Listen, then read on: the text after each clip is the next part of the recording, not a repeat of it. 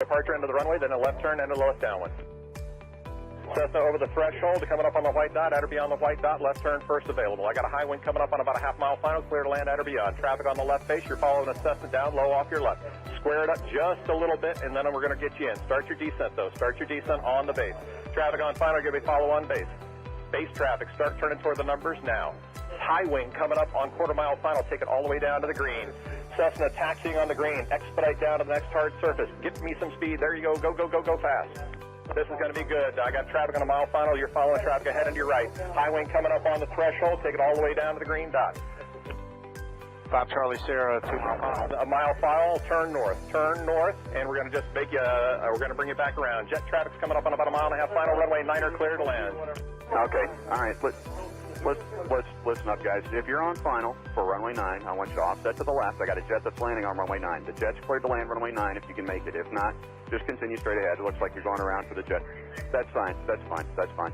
Oh, we had one right in front of us, sir. Dragger. Let's see. Well, we got a tricycle. Tricycle, put it down. Tricycle, put it down. Tricycle, put it down. Tail dragger, down to the green dot, then a left turn. Short final here. You clear to land on 9 all the way to the white dot. Go down to the white dot. Find somebody to follow out here. Canard, just come to the runway, and I might have to just send you around. That'll be fine.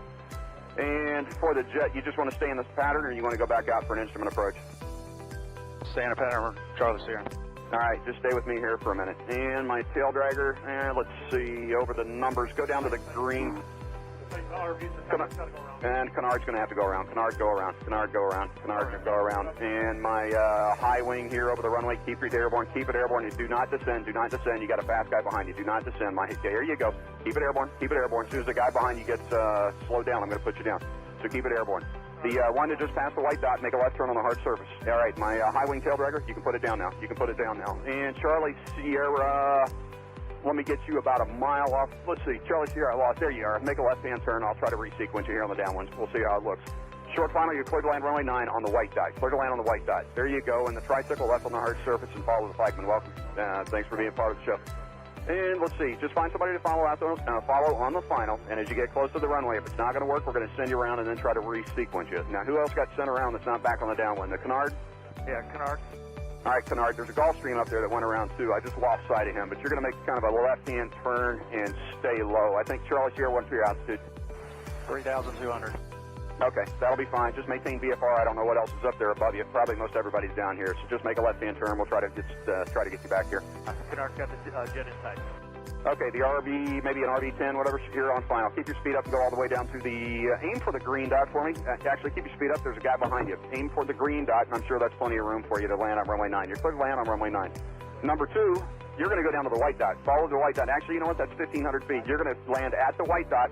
The spacing looks adequate here. 2 guys on final. You're kind of tight there. Keep each other in sight, and you're going to aim for the white dot. If it's not going to work, we'll come up with a plan B. We might have to send you around. The second guy behind you out there in about a 2-mile final. Are you slow enough to be able to follow that guy in front of you? You need to go around.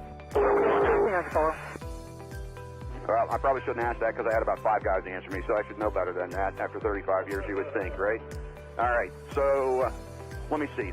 The guy who's number 1, it's number 1. What kind of airplane is he? An RV type. All right, RV type.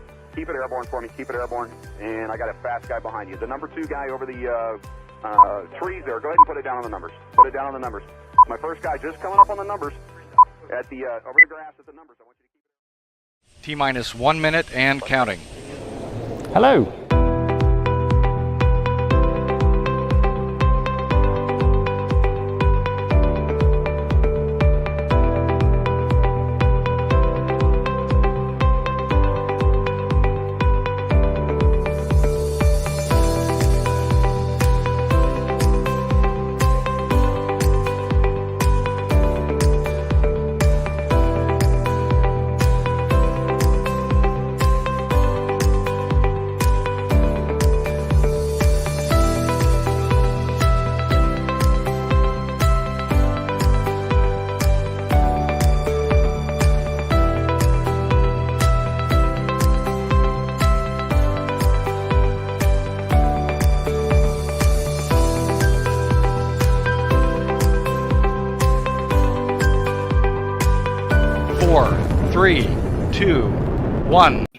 Hello.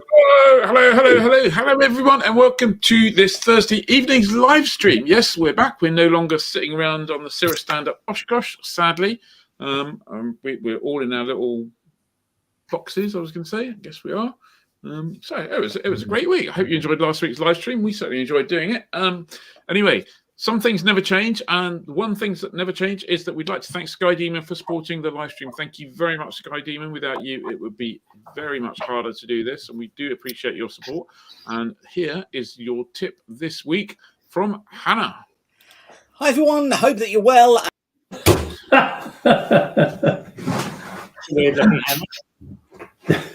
try that again. Take two. Hello. Here is your tip this week from Hannah. Hi, I'm Hannah from Sky Demon, and this is today's top tip. One of the options in the logs menu is the Debriefing Pack, which allows you to generate a document containing lots of useful information about the selected log. It includes a map with your track log overlaid, the virtual radar showing a vertical profile of the flight, and some general flight statistics like flight time and blocks times. Here we can see a post-flight pilot log with the actual times of arrival at the waypoints in your planned route. And there's also a list of significant events during the flight, such as airspace that you went through and airfields and waypoints that you passed. The Debriefing Pack is a PDF and it can be printed out, saved or shared by email. For more information on using Sky Demon, take a look at our user guide, which you can access from our website.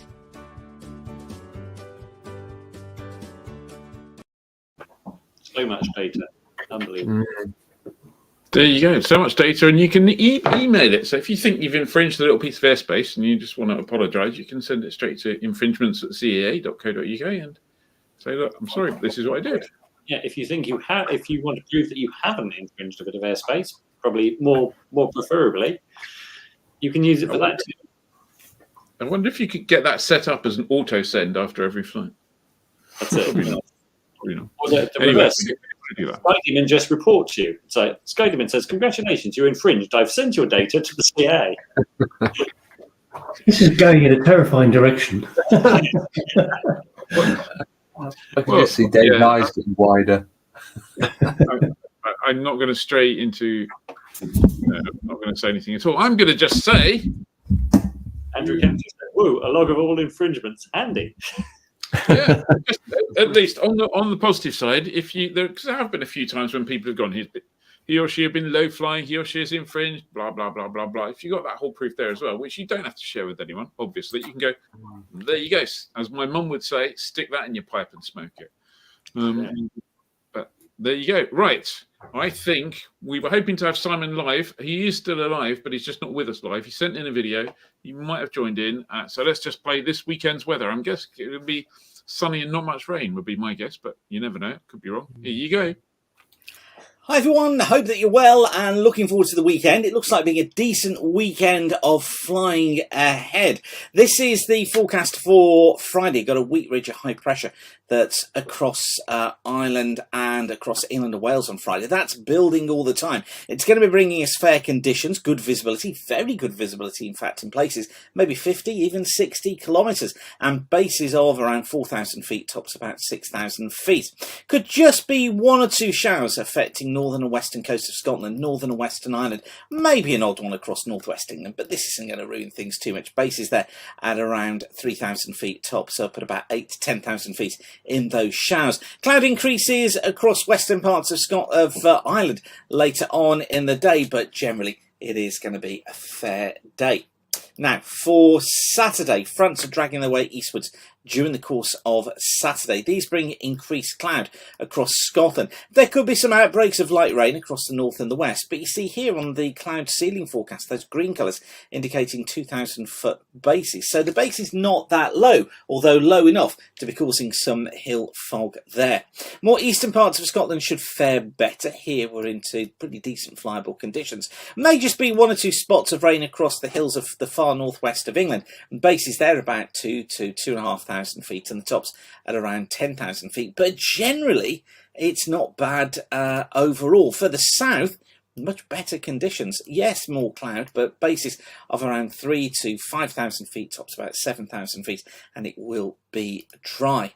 And then getting on to Sunday, and the ridge high pressure still with us through the course of Sunday. So for most of us, it is going to be a fair day. We'll give him some nice flyable, VFRable ticks there with bases of around 3 to 4,000 feet for most of us. Tops about 6 to 7,000 feet. Again, could just see some more cloud across northern and northwestern parts of Scotland, thanks to the fronts that we see there. And the bases could, in fact, in the far northwest of Scotland, get as low as 500 feet. So certainly looking like some lower bases across the far northwest of Scotland. But for most of us, it is going to be another very flyable day. It's going to be a very nice weekend. Now, if you want to be able to predict the weather better yourself, enhance your weather knowledge and have that confidence that when you've looked at everything, you know that the weather for making a particular trip is going to be good for you, you need to come along to Aviation Weather School Part 1. My next course is on the consecutive Saturday mornings of the 3rd and the 10th of September between 09:30 and 12:30 hours. And this one is entirely online. So it's presented live by me over those 2 sessions. You actually get a recording of each session after it, so you can go back, watch it again and pick up on anything that you may have missed, or just refresh yourself on what the course shows. To book your place, go to weatherschool.co.uk. Now, I think we've got about 3 places left, so if you do want to come along, then do get booking now. And I will leave you with that for now, whatever you do. Thanks again for watching. Keep the sun shining. Have a fantastic weekend, and I'll see you again next week. Bye for now. Oh, there's Johnny. Oh, Where's Johnny? I'm back. Sorry, my Wi-Fi dropped out and I forgot to re-add myself. Oh. There you go. Well, there you go. So a little bit of rain in Scotland maybe, but pretty much dry and warm and hot everywhere else. So I'm feeling really lucky that I get to help my daughter carry furniture up and down stairs all weekend. Just the kind of thing I love doing. Absolutely. Yep. Bring it on. Can you fly? I know that's going to be in London, isn't it? So can you fly all that furniture into London City in the 182? I could probably fly some of it into London City. I'm going to guess they probably impound the aircraft and not let me get it out, though. Not make multiple trips. But yeah, maybe not then. No. If you're in London City and you quite fancy a couple of Cessna 182 runs as a cargo in and out this weekend, let me know. But somehow, I think that may well not happen, unfortunately. Right, what are we doing next? We just to let you know, later on, our guest tonight is the one, the only, the purveyor of all things polished, Darren Lewington. Thank you, Darren, for joining us. He's going to tell us about his Oshkosh experience. He's going to tell us about polishing bits of metal. He's going to tell us about fly to help. He's going to tell us probably about, I don't know, maybe even his bid to run the London Marathon next year or something. Who knows? But there you go. So we'll bring Darren to you later. In the meantime, we've got a bit of news. Dave, I believe you're first up. Yeah. Yep. While we were away at Oshkosh, the latest issue of Flyer came out, the August 2022 edition. Just a reminder, this is a compilation of selected articles that have been published on the website over the past 4 weeks. It's available as a PDF to download and read offline. So the cover story is a flight in the Curtie Aerospace Zephyr 600 kilogram microlight helicopter by Rachel Ramsey. Rachel persevered with delayed flights and queues to meet the guys from Curtie at their base in Bologna. It's not too hard going to Bologna, is it? It's such a lovely city.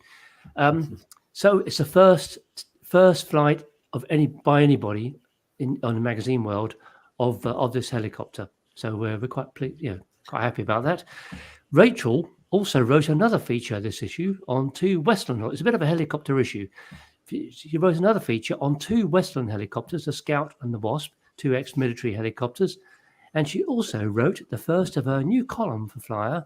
We're calling it Whirlybird because it's going to be mostly to do with helicopters, but she does fly fixed wing as well and gets about a bit. So Rachel's a professional copywriter, and it really shows. Word perfect, as copy editors like to say. The flying adventure is completely different. You may remember Bruce Buglass. Is that how you say it, Johnny? Buglass? Buglass. Buglass. He's been on the live stream. He's the manager of Slape Airfield, but Bruce has a secret. He flies single-seat aircraft, Taylor monoplane, and so does one of its mates. That's a rubbish secret. Yeah, his secret, well kept in a big article in the UK's biggest flying magazine. Well, yeah, I'm trying to dress this up a bit, guys. You know. In fact, I thought that might be quite a good secret then for a minute, but no. Okay, he has a bunch of mates, and they all like flying, and they all went to the Glen Falls of Flying at the end of May. In Bruce's case and his mate's case, they spent more time flying there and back than at the actual flying, but it's a nice story. Other stuff in this issue: Ian tested the 4-flight Century Plus. There is another helicopter-orientated article with in the I Get Paid for This section. It's about Fred North, Hollywood's favourite stunt pilot. Now, I can see the rest of the team wincing at the description of stunt pilot because they really hate that. But that's what he does. He flies stunts for Hollywood movies, and he's pretty damn good at it. They're a bit crazy. So that's the new issue. If you're a Flyer Club member, you can download it for free. If you're not a Flyer Club member, you have to join to download it. Richard Kennedy reminded me secret. They were on the live stream a few weeks ago. Yes, I know. Go on, Richard. Try. Give him a chance. Give him a chance.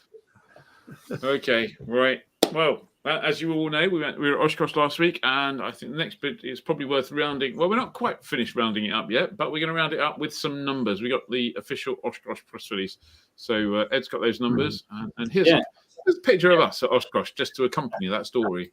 So this is EAA Adventure Oshkosh. Turned out to be a record-setting year with 650,000 people visiting the show. That's 7% more than last year's figures, and higher than the previous record of 642,000 set in 2019. EAA CEO and Chairman Jack Pelton said we had 7 days of nearly perfect weather, and they did too. Along with programs and activities, it really brought airplanes and people out in numbers that they hadn't seen before. And obviously, it was the first time since 2019 that all the international visitors were able to go in full force. So that really made a difference. There were more other details include more than 10,000 aircraft arriving at Whitman Regional Airport, 18,684 aircraft operations in 11 days. That's average of 121 takeoffs and landings per hour. 3,226 show planes, 1,300 vintage, 1,100 home built, 137 ultralights, 77 aerobatic aircraft, 25 helicopters. If you fly a helicopter, you get you can literally fly straight to the show. It's an unbelievable arrival experience if you're in a helicopter. No procedures at all, really. So, 40,000 people camping. Yeah, 12,000 campsites, 40,000 visitors on the campers. There, 1,400 forums. So that's amazing. 170 million pounds brought into the local economy too. So it's quite the revenue generator. If you're thinking of coming in 2023, it's the EAA's 70th anniversary. So stick the dates in your diary, 25th to the 31st of July. And why wouldn't you? So, does anyone know why no UK flag at the Oshkosh Arch? It is a question that has been raised, and I believe Steve Slater is actually going to buy and send a UK flag to EAA. I was doing some reading up on this because it was a question that was asked yesterday, and Dick Knapinski, if that's how you pronounce it, who's like the head of EAA Media, who we're hoping to have on here at some stage in the next few weeks to talk about the phenomenon that is Oshkosh, kind of said that he's in the quote that I saw, it was a little bit, it wasn't entirely clear what he was saying, but the flags change, whether they change during the event or whether they change from year to year to signify where our overseas friends live and come from, he said. So maybe it does change. On that basis, just have a quick run through there. Who wants to have a stab at identifying those flags then? Not UK, not UK, not UK, not UK, America, not UK, not UK, not UK, and not UK. Okay, that's one. Okay. Is that Kiwi or Australian? I can never get those the right way around. The first one's Australia. Yeah. Germany, Kiwi, France, New Zealand, US, France. Canada, South Africa. Hang on a minute. That penultimate flag. Yeah. It's not Argentina, is it? Yeah. It is Argentina, I think, isn't it? All right. Is it? It is. Well, we can't be having that. Johnny. And Brazil. Brazil on the end, I think. Yeah. Brazil on Maybe. There's space for another. We can put another poll on the end. Just next year we'll just take one along, tape it up. We will. Having taken photos at the Brown Arch every year for a number of years, I may have to go and look at all the Brown Arch photos and see if there's ever been a UK flag up there. I think next year we should take the flyer flag as well and have that fly. Yeah. But don't worry, I've already packed my Union flag. It's coming next year. Jolly good. Richard says, were there a couple of French RV-8s there? 2 came over my house at 500 feet in formation on Monday, having flown from Canada. So the 2 French RV-8s didn't make it to Oshkosh. There was an RV-7, also from France. He was there. I think the 2 8s got stuck in Canada with technical problems. So unfortunately, it looks like they had to turn around and come home before they made it to the show. But there were a whole bunch of Europeans to be found. Unfortunately for them, by the time they arrived, everywhere was full and they got parked in the South 40, which is about 15 miles away from the show. I must admit, I mean, for those people who don't know, when you drive up from Chicago, you go through a town called Fond du Lac, which has its own airport. And quite a lot of people, over the years, quite a lot of people have wanted to kind of skip the Oshkosh arrival and have gone into Fond du Lac. But there's always been quite a few aircraft there. This time we drove past, it seemed pretty quiet actually. So I don't know whether they've just sort of taken the bit between their teeth and gone to Oshkosh or not. But who knows? Who knows? Get that close, surely you go. I'm going for the full Oshkosh experience. If you're going to get that far, you might as well. Yeah, if you're going to be a bear, be a grizzly. That's it. Yeah. Borderless Aviation says we need to have a UK flyer group next year. You're absolutely right, Borderless. And it is on my plans to talk to someone. I believe if we organise it, we'd need an ATOL certificate, which just is a bit of a nose to get and stuff like that. So we'll probably try and find someone to do it. Richard Kennedy's got the answer on the Union Jack. It's has to show it, as they know we're best place in the world for GA. I think you've probably nailed it there, Richard. That's absolutely it. But yeah, getting back to the thing. Hopefully we might see if we can do something next year. A bit of a flyer group going over. Although. That said, and again, I'm not expecting anyone to feel sorry for any of us. The 3 of us who were there, which was Ed, Dave, and me, it was a pretty full-on work experience. We were at the field at 7 in the morning and worked bloody hard all day. So 7 was a bit late for turning up, wasn't it? I was there at 5:45 one morning. one morning, yeah. But we were up at 5 and working. Yeah, because the internet on the airfield is rubbish. So you have to get up early, do your internet stuff, go to the field, come back, then do more. Anyway, don't feel sorry for us. But we'd love to get a flyer group going. If we did, maybe there'd be like a good evening to have a bit of a communal meal, as it were. Yeah. How did the LAA organise a group? Well, it kind of started off as an ad hoc thing off their Zoom meeting, their Friday night pub Zoom, and it kind of grew. And they soon found they'd filled all the slots. I believe they're going to do the same thing again next year. I'm pretty sure, having looked into it, that if you organise travel, including flights and stuff like that, that you have to have an ATOL certificate. So they probably went through someone with one of those, found a tour operator or something. There are specialist tour operators who do that kind of thing, and we'll be talking to them. Because if you have an airliner, please talk to us. Yes. Absolutely. Right, I've got another story. My story next, and I think last week, or maybe it wasn't Oshkosh. Maybe it was the week before, and certainly yesterday, I had a bit of a rant about this. You remember there was a long document called the Airspace Modernization Strategy, and in there were talk of things like trials to put an ADS-B beacon on obstacles and things like FISB, which is uploaded weather and stuff like that. And we were all looking forward to those trials, and it seemed like a great idea, and it is a great idea. But we sent an email to the DFT a little while ago saying, "Dear DFT, how's this coming on then?" Silence, lots and lots. Anyway, lots and lots of silence, even more silence, etc. Anyway, yesterday, had a bit of a rant yesterday on the live stream extra, and then completely coincidentally, I'm sure, genuinely sure, the Department for Transport actually sent an email with an explanation. So it's not a long email, and I think in order to get it right and not to be accused of misleading you, I'm going to read the thing. So there has been some good progress on these projects. Good. With work continuing. Good. And we and the CEA hope to be in a position to make some elements more public later this year. Okay. In summary, ADSB obstruction beacons. There's been further progress on this, and the CEA have been considering an application through the Airspace Modernization Support Fund for a grant that will see the trial operational deployment of ADSB obstruction beacons. We hope to be in a position to update further later this summer. Okay.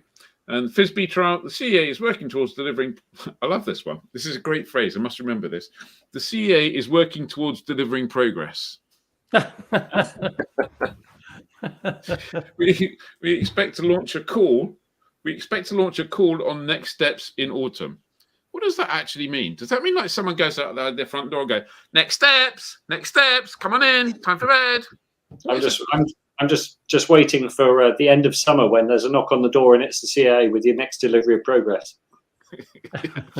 And finally, we're continuing to push for progress on these as we believe both projects could deliver significant benefits on the back of the deployment of single standard electronic conspicuity EC, which the Surveillance Standards Task Force is continuing to drive progress on.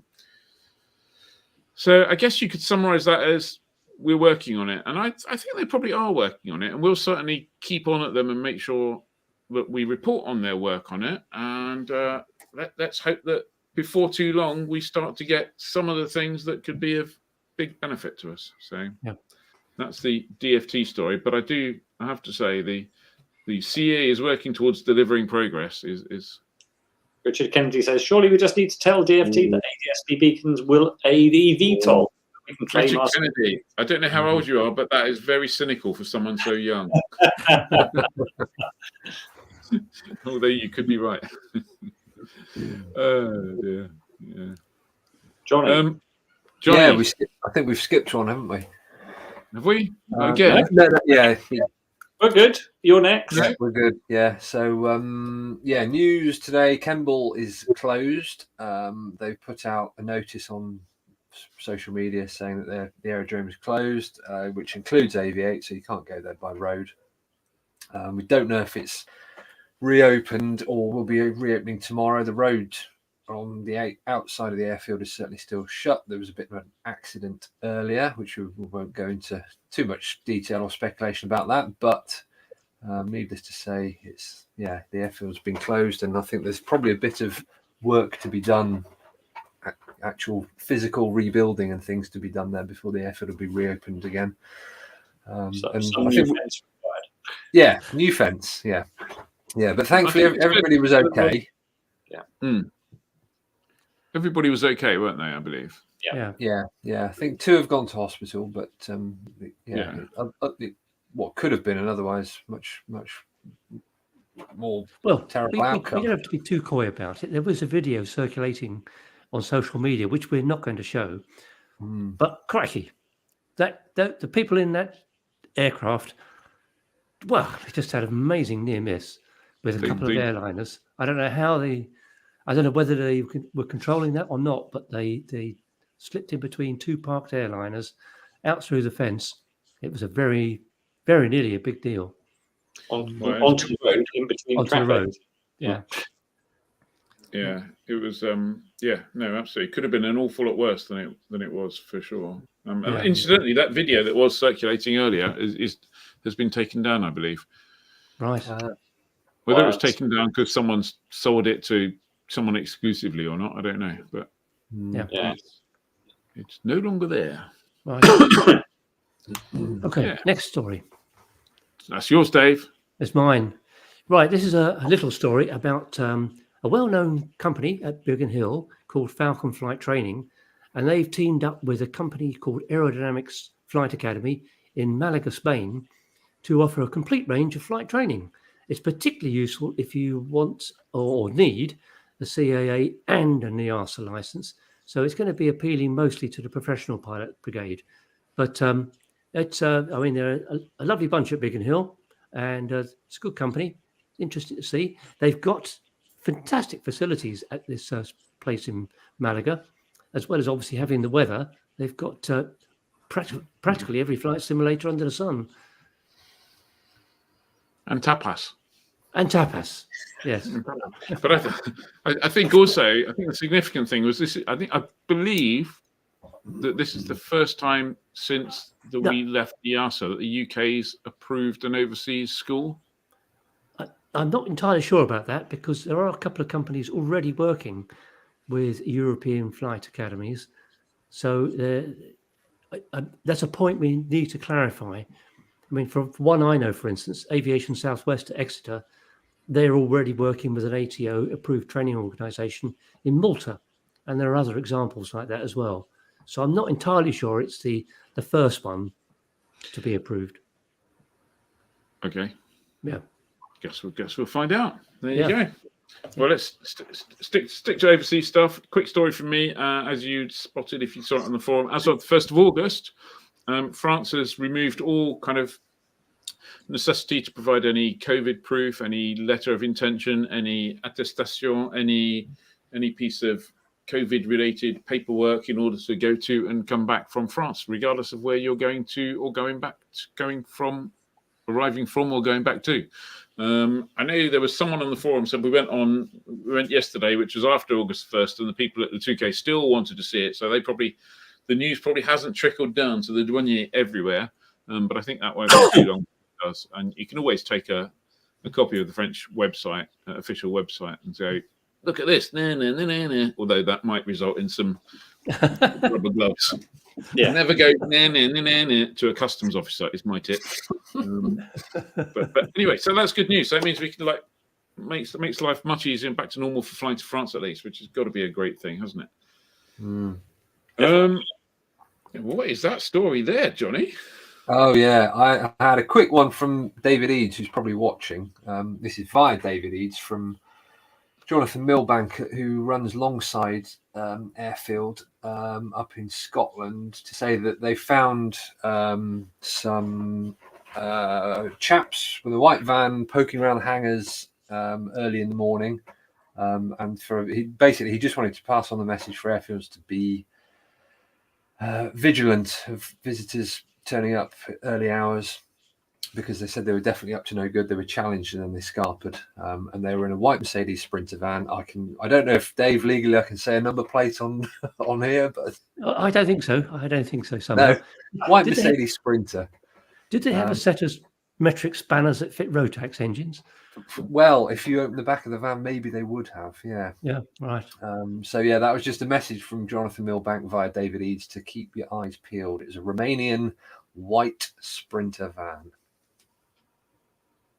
Right. There you go. That's not good.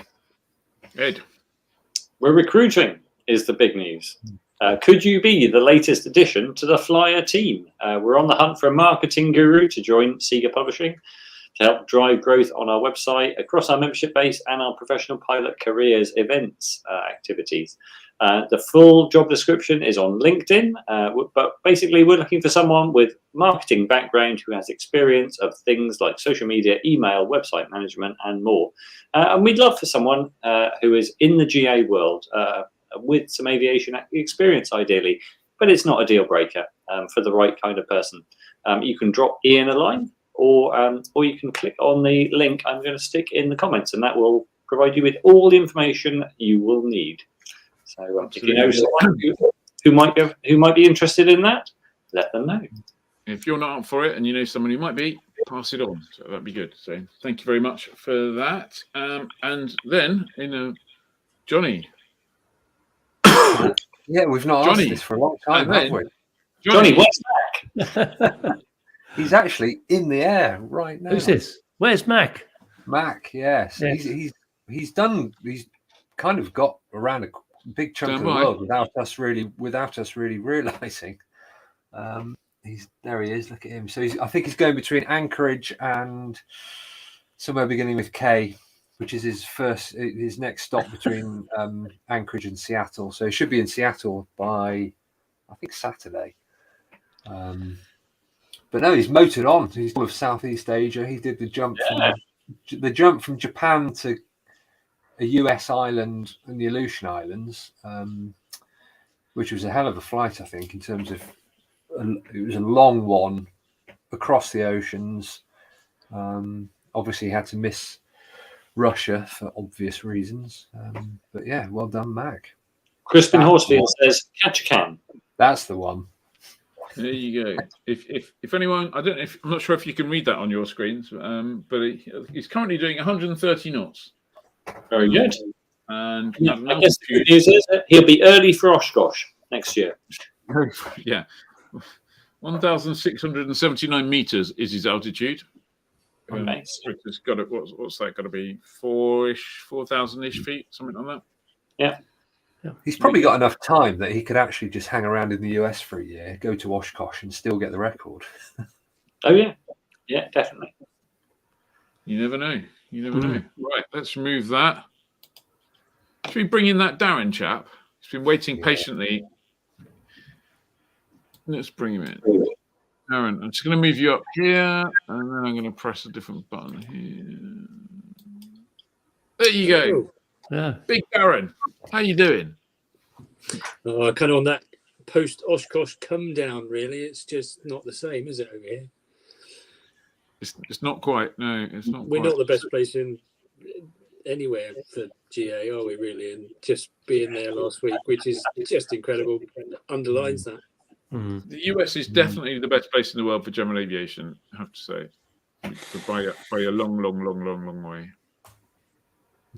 But, so tell us, I think there was wasn't there a little bit of, we'd just been tracking Mac, wasn't someone on the forum was talking about tracking you because you had a bit of trouble getting there, didn't you? Apparently so, yeah. I had my own thread briefly. Obviously, you're pressed for guests this week to drag me on again, and sorry, somebody on the forum was scraping the barrel as well. I stand by flight with BA, which ended up getting cancelled or combined. And the only other realistic option, unless I wanted to pay BA another £7,000, was to go with United via Denver. So I kind of put 1,000 miles past and waved as I went past, and then put another 1,000 miles back, and then had all sorts of car hire problems, and left Chicago airport about 2 a.m. Got as far as Milwaukee and thought I'm either going to crash in a hotel or in a ditch. So I went for the hotel option and kind of drove up the next morning, but doesn't matter really. It feels like 5 seconds ago, and had an absolutely fantastic time. Obviously bumped into you lot as I walked out of the exhibition stuff and walked past the Cirrus stand to see you fine chaps broadcasting away. So here I am again a week later. There you go. Well, we just need to keep that running, don't we? So where were you staying at were you camping, or do you have a hotel, or did you have like a palace or something, or what? No, I've got some friends who operate P-51 gunfighter Mustang down up on the Warbirds there, and they rent a house downtown and have done for the last dozen or so years, I think.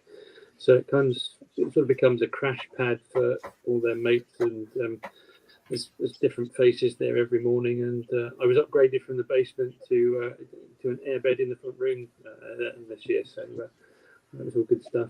It also means I get to hang out with them at all the various parties and events that they're around on the kind of Warbird circuit. So I kind of get the inside track on that, and yeah, they're a fantastic bunch of people, hugely generous with their time towards me, and I'm really fortunate to spend it out there with them. I think you did get a Warbird ride. You did go flying in a Warbird, didn't you? When you were there in 2019, I recall. 2019, yeah, went off and did some formation aerobatics with another Mustang, as you do. But again, that just highlights, and even this year, they did a couple of rides. I wasn't able to fly with them this year, but they did a couple of rides, and you turn up at the busiest airfield in the world, and you jump in your Mustang, and you don't need to book out or PPR or all that type of stuff. You just start up and go, and air traffic fit you in, and you come back, and the public who are wandering around the Warbird area just move out the way and show a bit of common sense. There are marshals around, and they'll direct you, but just the whole ethos, the whole approach, just, as I say, underlines how crap we are over here, really. A thing that I noticed in particular, I was reading something about it as well today, a very minor thing, but you kind of take it for granted at Oshkosh, really. There's just no litter there. You've got 500,000 people, and you haven't got 500,000 people dumping stuff everywhere. You've got 500,000 people keeping the place pristine without anyone asking them to keep the place pristine. It's amazing. It's just... And it is pristine too, isn't it? It is amazing. At the end of the lane where I live, there's kind of like about 3 times a week, there's some little scrote that keeps dropping crap, which you go, why are you doing that? And then you look at 500,000 people there and no one does it. It's just beautiful. And everyone's super friendly. You go and buy a dog burger or cheese curds or something like that and sit down at a table and you have a quarter of an hour conversation with people who it's great. There's no words for that. I think we've got that in the UK from a flying point of view. The flying community is good, isn't it? You turn up at any airfield, you can chat to somebody, and you can do that, and you share that same thing, you share that same passion. But even with, as you said, Joe Public wandering around Oshkosh enjoying the air show and all that type of stuff, they buy into that, and I think being British makes a difference as well. People talk about your accent and what you hear and all that type of thing. But just the whole environment for the week is fully immersive, total nav geek heaven, really, isn't it? Yeah. It normally starts with like, "Are you Australian?" Yeah, I did. I had that a couple of times. Yeah. Darren, is there an Aerobratics USA or an equivalent?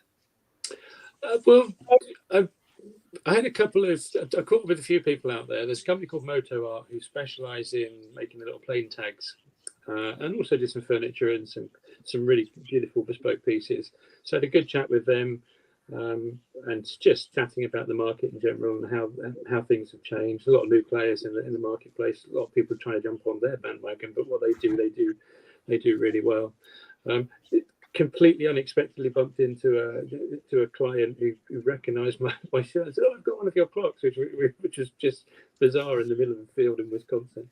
They weren't really there, doing our sort of things. A few bits in the Boeing shop that were horrendously overpriced, as we said. But the fly market was good. A lot of junk and a lot of bits and pieces laying around there. That looks like my workshop just outside in America.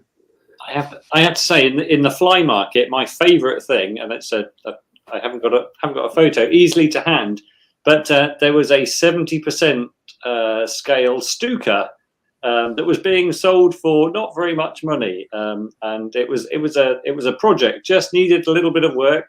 Probably not the sort of project you bring back to the UK though and present to the LAA. And of course, on that stand was the I can't remember the name of it now. They've converted a DC-3, put the DC-3 fuselage onto a truck. As a truck. It's amazing. Yeah, that guy does a whole load of the stuff. The bloke who drives that DC-3 around, doesn't he? He's one of the big dealers. Yeah. Excellent. So, what was your favourite thing outside of Warbirds, or did you not get outside of Warbirds? No, I did. In fact, I walked, according to my watch and Strava or whatever, I think I walked 98 miles in the course of the week, which is just ridiculous. Absolutely crazy. So I saw most of it. It would have been much easier if you can get a golf buggy again next year, having borrowed yours previously.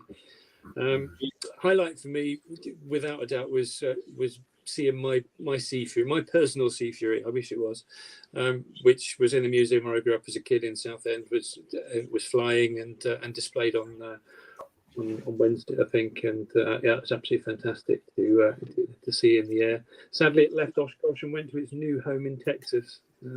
I didn't win the mega jackpot lottery that was going on over there, and my plan to bring it home was scuppered. But you can't save highlights. There you are walking around, you look up, and there's a Liberator flying over, or there's a Galaxy's just landed, and it's just unbelievable. It really is.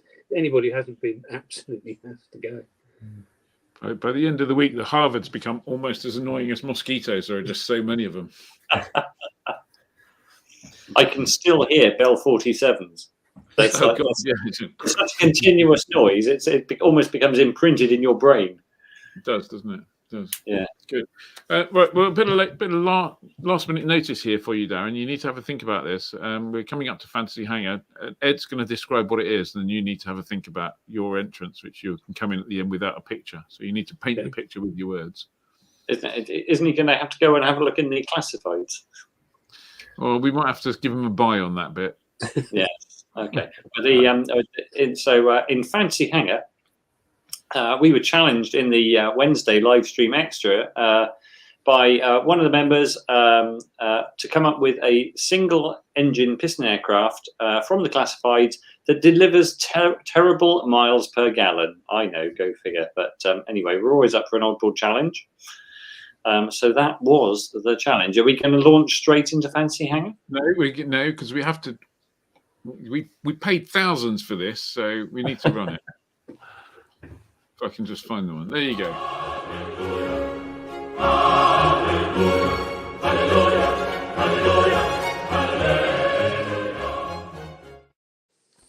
Okay, we didn't pay thousands for it, but no. But we have to run it anyway. Consistency. Yes. Okie dokie. So who's first? I am just looking. I've lost my place on here. Dave is first. It can't be Darren. He's got some thinking to do. Right. So Fantasy Hangar, the gas guzzling single engine aircraft. So the figure that Ed told us to find out was the miles per gallon. And I'm assuming that's statute miles, not nautical miles, and UK gallons, not US gallons. No, so it's not. It's US gallons and nautical miles. Oh. Anyway, come up with a figure. So my figure of miles, statute miles, in UK gallons, is 2.75 miles per gallon. That's in the cruise. At takeoff, it's actually using 110 gallons per minute, which is roughly... per hour. Per hour, sorry. It's roughly 2 gallons per minute. Yes, 110 gallons per hour, 2 gallons per minute. It's, of course... I was going to say, are you going to tell us what the aeroplane is? Well, I was still building up to it, Ed. It's the Antonov AN2, which is a biplane. You can see it here. And it's powered by a blinking enormous 9-cylinder radial engine rated at 1,000 horsepower maximum, driving a 4-blade propeller. The takeoff power is 1,000 horsepower, at which point it's doing 110 gallons per hour for 5 minutes maximum, mainly because the fuel tank is being sucked inside out at the time. The max continuous power is 738 horsepower. You might think this delivers huge performance, but no. Probably, and this is the reason why I chose it, because this is developed using huge amounts of fuel to go somewhere very slowly. The maximum speed is 139 knots, and I guess that's an optimistic factory figure. That must be vertically with full power going downwards. Well, the AN2 Club said 120 knots is more typical. The economy cruise speed is 95 knots. So it's not going anywhere very fast, and it's using a lot of fuel while it's doing so. So that's it. Oh, we had to look in the classifieds, and I have found an absolutely lovely example on the Historic and Classic Sales website. It's a lovely white and blue aircraft priced at $75,000 US, which I think is a slip. But you definitely don't want a white AN2 because it'll be covered in oil by the time you land it. Yeah, probably. It's a lovely looking aeroplane, but the reason it's $75,000 and not much more is because you're going to cost you a bomb to run. Absolutely, jolly good. Ed. Yes. So I went looking on Barnstormers. I went with this. I found a Feasler Storch. So this is the famous German observation aircraft with all its struts, flaps, and huge wings. It's really not very fast. Max chat apparently is 70 knots. And it's powered by a V8 Argus with 240 horsepower. But that's got a phenomenal thirst, and I've been told that burns 60 litres an hour. So between those two things, by my calcs, that's 0.85 litres per knot or 5.3 miles per gallon. So yeah, it's actually, so it's not necessarily, because Julian Treadwell went, well, I'll have an F2G Corsair with an R4360, which is a big fuel burning engine. But Julian, the F2G Corsair is really fast, so you'll cover a lot of distance for your fuel burn. So how much was it? There was no price. Storches are really expensive as they're really quite rare. I suspect probably north of $250,000. So, and it was in Argentina. So, Dan Smith says it's a drain pipe trouser on that undercarriage. Correct, Dan. Where are I? So let's just, there you go. I kind of looked at it a different way. I kind of imagined which aircraft I would like to have, which had a big engine. Then I tried to figure out how much fuel it burned.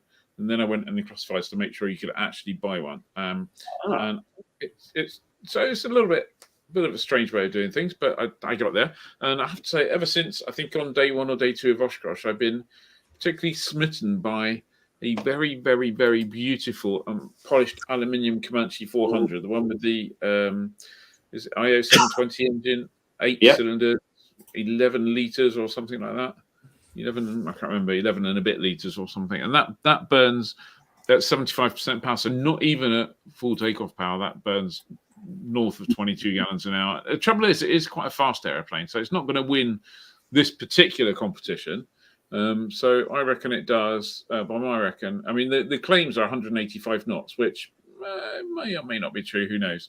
But I reckon 8 miles a gallon, which is not going to win this competition, I agree. But if you've got a Comanche 400, for the time you can afford to fill it with fuel, you are going to be a winner, aren't you? Really, that's my choice. And there are I found I think 3 or 4 for sale relatively easily, and you can kind of between 140 and 180,000 pounds, you can get yourself a Comanche 400 each time you fill it up. That is, purchase price is a bit less, but yeah. So that was my choice. So there you go. Just because I think it looks bloody lovely. And it's of its time. So, moving on. Ian Keir says that was a highlight for me at Oshkosh and that you're currently winning. Thank you, Keir. Nice. Good. Right. I've gone for something powered by an R3350, which is a pretty guzzling engine, but combined with quite it's not quite as bad as Dave in terms of drag, but it's still fairly draggy. And somebody did mention it in the comments, actually. I'm just trying to find the person. I've lost it. There it is. Andrew Kennedy. Surely a Sky Raider is worse. Exactly why I picked. Yeah, so that's what I've gone for.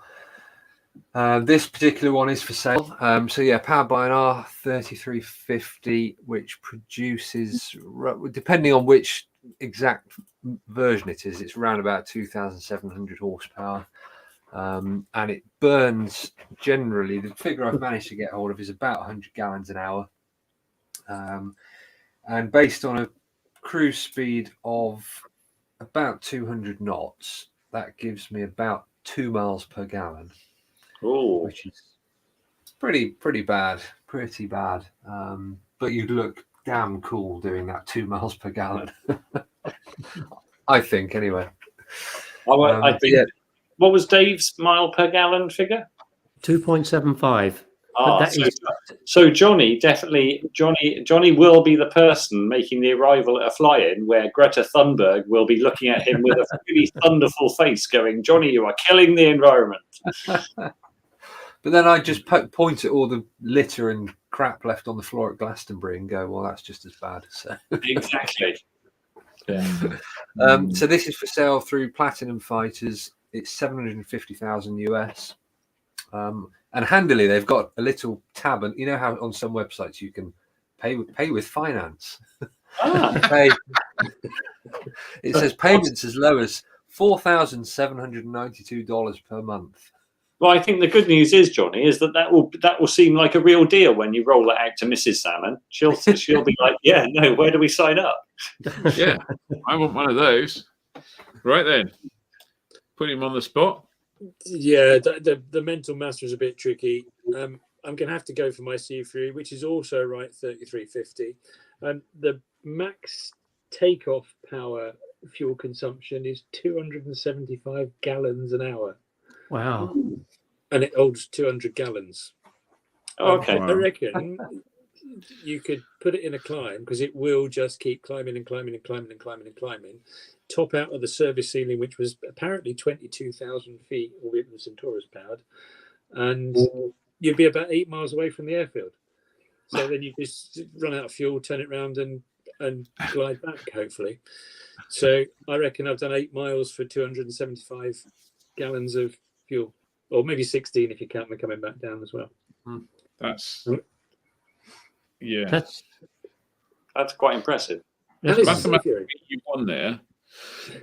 I suppose we could probably find a Sea Fury for sale somewhere. Is there one in the classified somewhere? Well, up until last week, that very Sea Fury was for sale, $1.6 million US. Wow. And what more can you say, really?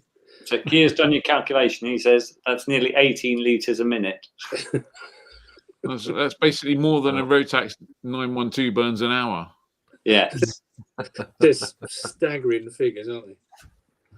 That is a staggering figure, isn't it? Yeah. So I think on the mathematics of it, Darren has probably got this one if it was down to pure mathematics. But luckily it's not. It's down to aesthetics as well, which means Darren has probably got this one. So I don't know. What are the comments saying, Ed? What do we got? There's not a lot of wins, I have to say. There is one. I can see one. The audience is sitting on the fence. John Milner says Dave wins, but that might have been before anyone else had a choice. It could be winning. Darren wins. Darren wins. Dan Smith says, "Is there a vent at the back of the tank that it's leaking from? Perhaps." Could well be. No, could well be. Can I just remind Keir who delivered him to his campsite? Let's see. Well, delivered him close to his campsite. Close to his campsite, as close as I could get. Yes. Gideon Tidwell says, "I'm torn between the Sea Fury and the Comanche 400. Paul Fraser Benison says Dave wins. There we go. Yeah. Clearly, no one likes a Storch. Sea Fury, Darren wins. There, in my office, is the brochure from I think you can see that, from the museum at Southend where I grew up. And there on the front cover is the very Sea Fury, which is in Texas. There we go. I think Darren probably. I think he probably has. When I first took over Flyer, we had this is back in 1994. We had a US rep who sold some US advertising on the West Coast for her. Her name is Kimberly Saunders, and I went to visit her after we took over to go and see what it was all about. And it turns out that Kimberly was married to Dennis Saunders, who has the Sea Fury Dreadnought. Yes. And for her birthday, he bought her a polished aluminium Luscombe. So they had quite a nice couple of airplanes. And he was always saying, I'd much rather dead stick the Sea Fury than the Luscombe. But I think that's only because he had a lot more time in it. Yes. I would take the Luscombe personally, but there you go. There we go. Andrew Kennedy says, Comanche 400 is definitely fancy hangar material. Ian wins. Rich says, is that 2 weeks in a row without a single Ed wins? It could be. There could be a change to the merch coming up. Ed, we need to get some merch, and B, we need to engineer some wins so that those thousands of Ed Wins T-shirts that we've got, that I want to see everybody wearing around the LAA mini, not the LAA Rally mini fly-in thing at Popham. We need the Ed Wins thing there. So anyway, good. We're a month away from the LAA not rally. So and I believe the booking slots have opened up, haven't they? So has everyone booked their slot? Yep. Maybe bought tickets? I know Johnny has. Yeah, booked Friday morning. Excellent. Oh, Ed wins a sympathy vote. Nice. I know what it feels like to be Dave now. Can I just check? So 11,000 airplanes turn up at Oshkosh with no slots, but we need one to fly to Popham. Yeah. Yes. Okay. Yes. Yeah. Bring your Dayglow jacket as well, just for safety. It makes sense, doesn't it? Really. Yeah, I don't know. Yeah. Let's not get depressing. Right, let's move on. Where are we going now? Dave, tell us about some events. Let me make Darren normal size if I can. There you go. So events. It's a fairly busy weekend. It's not quite as manic as blimey. It's not quite as manic as the past couple of weekends. Saturday the 6th, there's a barbecue at Enstone. This is the Oxfordshire Sport Flying part of Enstone, not the Enstone Flying Club side. Vintage Saturday at Compton Abbas, Dorset. Vintage Saturday is a regular monthly event at Compton Abbas, and this one is shaping up to be a nice one, mainly because the weather looks outstanding. And if you've never been to Compton, you really have to go. It's a beautiful place. They do like PPR though. Also on Saturday, the Devon LAA flying at Dunkerswell. Again, weather's looking good. Should be a lovely event. Over the weekend, both Saturday and Sunday, 6th and 7th, there's a flying at Ruffle East in Yorkshire. It's called the We All Fly in Flying. It's called the We All Fly Flying. I don't quite get that. What's it called again? It's the We All Fly Flying. I think it's an LAA. It's a Meet the LAA event, isn't it? And it's called. Well, they didn't tell me that actually, but it could be. It could be. Lovely chaps. Anyway, also on across Saturday and Sunday is what they're calling the Big Flying at Piddington, Northants. Piddington doesn't sound a place that should have a big flying, but it is. It's having it. It's Piddington Farm, just outside Northampton. Also at Leicester, there's an aerobratics competition. This is a proper aerobratics competition run by British Aerobratics. So you may not want to fly in, but you could go and see it. Coming up in a week's time, 13th to the 27th of August, there is the Women's World Gliding Championships held at, well, it's spelt Husbands Bosworth, but I understand people say Husbandsworth. That's in Leicestershire as well. And a bit later in the month, there's the Vintage Aerobatic World Championship at Brayton in Yorkshire, which is the 18th to the 21st of August.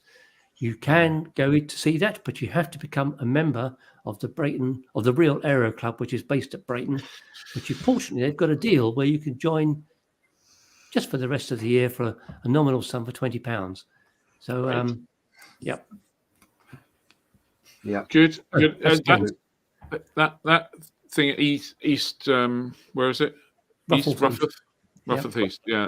I was reading on the forum. I haven't been there yet, obviously, but I was reading on the forum. They got a brand new Italian restaurant that's opened up there called Al Volo or something like that. With apparently with some great food. Yes, oh, nice. So, does sound really good. I'm looking forward to. I might have to go and sample that.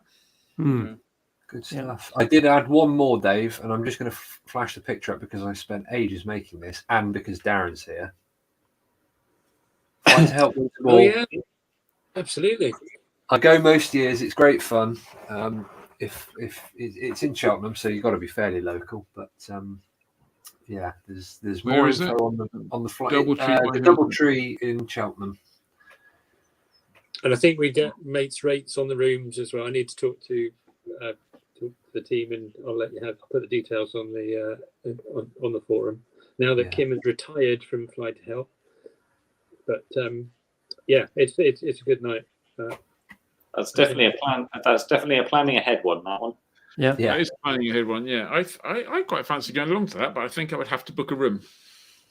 Oh, definitely. It's one of those you need to book a room or get carried home in a wheelbarrow the following morning. I think I'd definitely book a room there. Great, brilliant, Johnny. Yep. So if you are one of the people who's not a member of the Flyer Club, you should join. It's the equivalent of just £1 a week at the moment. So £52 for the year, and you get all sorts of great things like free landing vouchers, discounts, all of that kind of thing. Wednesday live streams with the four of us, and weather briefings from Simon twice a week. So if you're not a member, I'll just get the banner up so people can memorize the URL, flyer.co.uk/membership, and join us because we'd love to have you on board. Definitely. Absolutely. Well, yeah. On that note, thank you very much, everybody. Thank you for joining us. We look forward to seeing you next Wednesday if you're a member, next Thursday if you're not. Have a great weekend flying, fly safe, and have a lot of fun. That's it. Thanks to Sliding. Loads of YouTube videos on our YouTube site from Oshkosh and a roundup coming soon, apparently. Good. Fly safe, everyone. Have a good weekend. Bye.